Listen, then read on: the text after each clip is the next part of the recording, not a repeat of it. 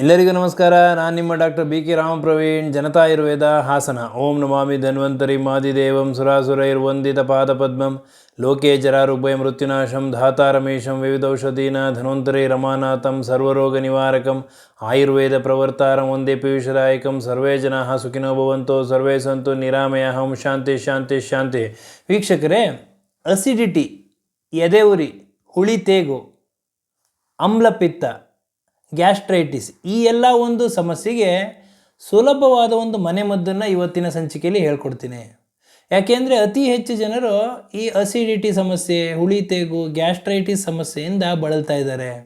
ಊಟ ಸರಿಯಾಗಿ ಸೇರೋದಿಲ್ಲ, ಊಟ ಮಾಡಿದ್ರೆ ಸರಿಯಾಗಿ ಜೀರ್ಣ ಆಗೋದಿಲ್ಲ, ಎದೆಲೆ ಒತ್ಕೊಂಡಂಗೆ ಆಗ್ತದೆ, ಹುಳಿ ತೇಗು ಬರ್ತದೆ, ಹಾಗೂ ಹಲವಾರು ರೀತಿಯ ಸಮಸ್ಯೆಗಳನ್ನ ಎದುರಿಸ್ತಾ ಇರ್ತಾರೆ.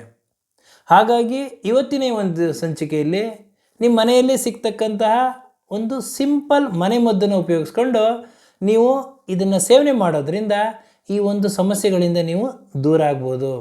ಅದಕ್ಕೇನು ಮಾಡಬೇಕು ಅಂತಂದರೆ, ನೀವು ಜೀರಿಗೆ, ಸಕ್ಕರೆ ಹಾಗೂ ಧನಿಯಾ, ಕೊತ್ತಂಬರಿ ಬೀಜ ಮೂರನ್ನೂ ಸಮ ಪ್ರಮಾಣದಲ್ಲಿ ತಗೊಳ್ಳಿ.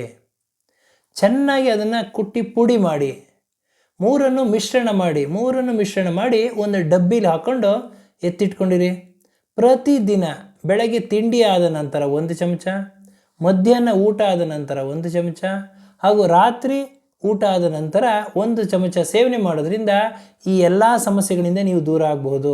ಹುಳಿ ತೇಗಿರ್ಬೋದು, ಎದೆ ಉರಿ ಇರ್ಬೋದು, ಅಸಿಡಿಟಿ, ಗ್ಯಾಸ್ ಸಮಸ್ಯೆ, ಗ್ಯಾಸ್ಟ್ರೈಟಿಸ್, ಆಮ್ಲಪಿತ್ತ, ಈ ಎಲ್ಲ ಒಂದು ಸಮಸ್ಯೆಗಳಿಂದ ದೂರ ಆಗಬಹುದು. ಆಹಾರ ಸುಲಭವಾಗಿ ಜೀರ್ಣ ಆಗ್ತದೆ, ಆರೋಗ್ಯದಿಂದ ಇರ್ತೀರಾ ಅಂತ ಹೇಳ್ತಾ ಇವತ್ತಿನ ಒಂದು ಸಂಚಿಕೆಯನ್ನು ಮುಗಿಸ್ತಾ ಇದ್ದೀನಿ.